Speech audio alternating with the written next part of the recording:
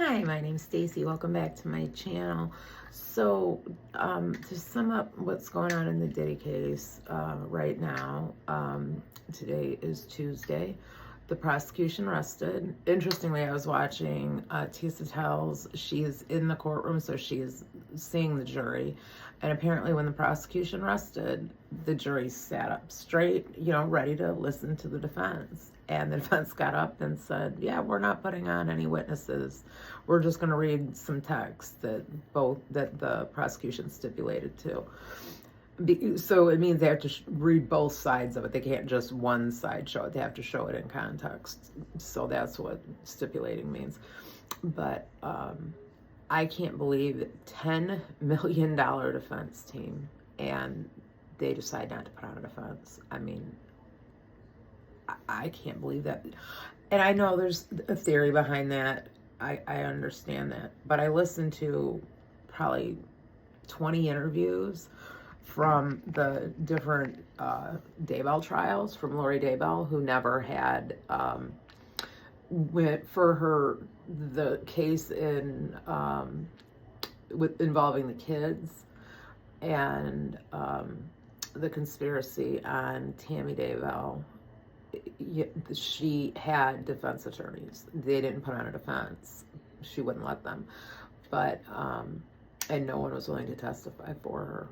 No one, most of her family testified against her, if they testified at all. So, and I know the jury kind of did a double take because, Tisa's in the courtroom, so she's telling you how the jury reacts, and she's quite animated. She reminds me of me, in a much younger version of me, but, she's very perky and she's very animated. My husband, he thinks she's a trip. He loves her too, because she has an aspect of her personality that reminds me of me. Just a better organized, younger version, and much more energetic version of me. But it's kind of like my face will show if I'm surprised. I can go back to pretty quickly, but it's then I have to reset my face. So I don't know, but I think this is a terrible idea. And just relying on, oh yeah, well, we're so good, we're not even going to put on any evidence because we just are questioning the prosecution witnesses on cross-examination. It was enough to prove that Mr. Combs is innocent. I mean, wow. So tomorrow there's not going to be court because they're going to be going over jury instructions, and then Thursday will be closing statements, and then Friday jury is supposed to start deliberating. So they're supposed to have 4 hours and 4 hours, but it's just interesting that initially it was 2 weeks, then it was 5 days, then it was 2 days, then it was 1 to 2 days, then it was 1 day, and it ended up being 26 minutes. 26 minutes of defense. I can't believe it. 26 minutes for $10 million. I mean, I know they've worked very hard and had to prep all this stuff. I'm not taking anything away from the attorneys because they had a lot to do on that case, but good grief. It's one of those cases where I'm just like, wow, you have all that money, you had all these attorneys, and I could have represented you and done the same thing.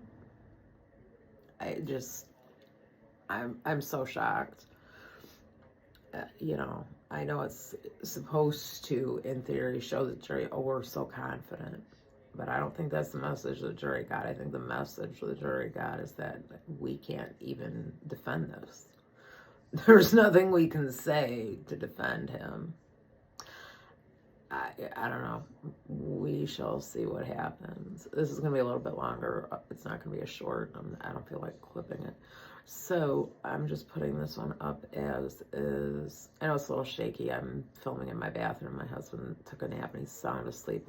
The heat index has been over 100. And I know it's hot in other states, and I know it's hotter than heck in the South. But, we go from minus 13 in the winter to 108 in the summer. We have extreme temperature changes here, and the humidity is just, I mean, my hair looks right out of the 80s. This is how I wore it in middle school, like the late 80s, when the 60s headband look came back in, when the boho headbands came back in. I was in like 8th grade. I have a colic under my hair back here, so it always makes my hair lift. and this is the longest I think my hair's ever been. I might have had it like this long. I just had like 2 inches cut off, but I mean this length. I was a swimmer, so it was kind of more like a bob, or it might almost touch my shoulders, but it just was never healthy enough. I swam year round competitively, so it was a chlorinated mess. And I was a redhead, like auburn, like reddish brown. And I always felt like my hair never held color. And I think it's just when I look at my daughter's hair, her hair is very, very similar to mine, color-wise and texture-wise. And I just think I always thought my hair was darker than it was, just like my eye color. Like I always thought I had dark brown eyes, but if you put me next to someone with dark brown eyes, my eyes almost look hazel. So and my husband said that to me. I never noticed it. I'm like, I have dark brown eyes. He's like, no, you don't. I look at them all the time. He's like, they're like a light brown, medium brown. He's like, they're not dark brown. And then I was at the optometrist years ago, like probably early 2000s, and same thing. And a true story, first time I wore glasses, because I had an issue with things being blurry my whole life, but it was never bad enough for them to be able to correct it. And I was in school, I was in college, I was having to get notes from, what does that say? I can't read the board, what does that say? And I smoked so much pot back in 1996 that I thought it was just being stoned and not being able to see distance-wise. Oh no, I needed glasses. Because I could always read up close. It's my distance vision that stinks. Because the farther something is away, the blurrier it gets. You see me in Myers. I wear my sunglasses because that's the best prescription that I have. I need new glasses, but until I start working, can't afford them. So, that's the way the cookie crumbles sometimes. But, yeah, I don't know. I just lost my train of thought. I was thinking about Myers, and then I was thinking about food. But, yeah, so I don't know. He may not get convicted on every count. I do believe he's going to be convicted on some of the counts. I don't know. I think the jury gets it, and I think that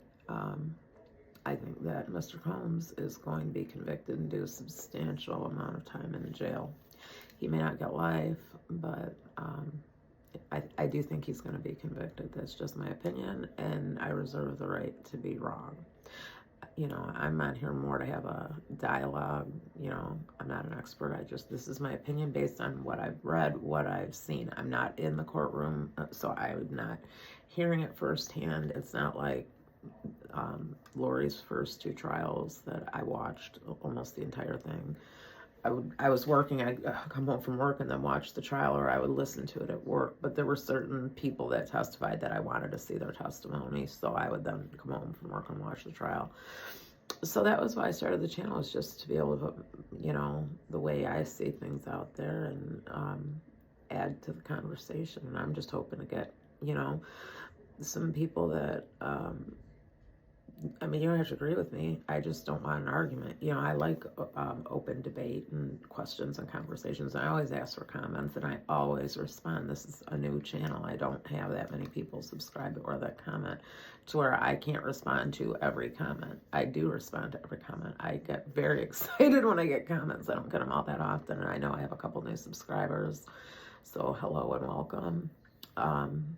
And yeah, I'm going to cut this right here before I just start rambling, but please like and subscribe, share it with friends if they have any interest in true crime or in mental health, recovery, chronic pain management, anxiety. I cover a lot.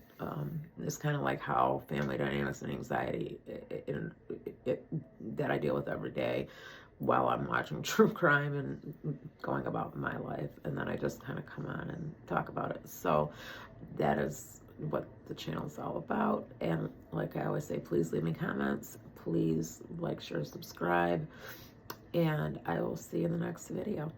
Bye.